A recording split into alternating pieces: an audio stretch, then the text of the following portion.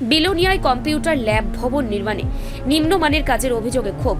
ত্রিপুরা রাজ্য সরকার শিক্ষাক্ষেত্রের উন্নয়নের জন্য বিপুল অর্থ ব্যয় করছে, কিন্তু কিছু অসাধু মানুষের কারণে সেই অর্থের সঠিক ব্যবহার হচ্ছে না বলে অভিযোগ উঠছে।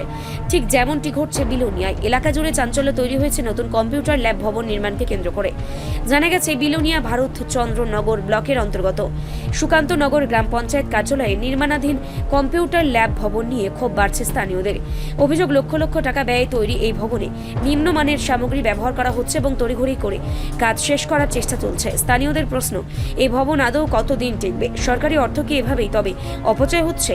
আরও বিতর্কের জন্ম দিয়েছে প্রকল্পের দায়িত্বপ্রাপ্ত আইও তথা ব্লকের জুনিয়র ইঞ্জিনিয়ার বিনয় বণিকের অনুপস্থিতি।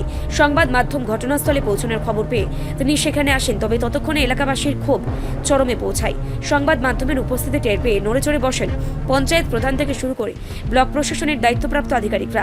স্থানীয়দের দাবি, অবিলম্বে পুরো বিষয়টি নিরপেক্ষ তদন্ত হোক এবং দোষী ইঞ্জিনিয়ার ও ঠিকাদারদের বিরুদ্ধে কঠোর ব্যবস্থা নেওয়া হোক। তবে এখনো পর্যন্ত ব্লক প্রশাসনের পক্ষ থেকে কোনো আনুষ্ঠানিক প্রতিক্রিয়া পাওয়া যায়নি। ফলে এলাকায় ক্ষোভ আরও বাড়ছে। সরকারি অর্থের অপচয় এবং নিম্নমানের কাজের অভিযোগে বিলোনিয়ার এই ঘটনা শিক্ষাক্ষেত্রের উন্নয়ন পরিকল্পনাকে প্রশ্নের মুখে দাঁড় করিয়েছে। এইখানে কাজ করতেছে, কোনখানে এটা করতেছেন?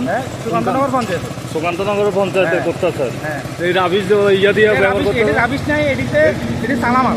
এটি রাবিশ না, সালামাল মানে সালন লাগে না, কিছু সালন লাগে না, এটি সালামাল। না না, আমরা তো জানি যতটুকু সাতগালা দিতে গেলে অনেক কিছু চালন লাগে, ইট চালন লাগে, চিপসে বালু চালন লাগে।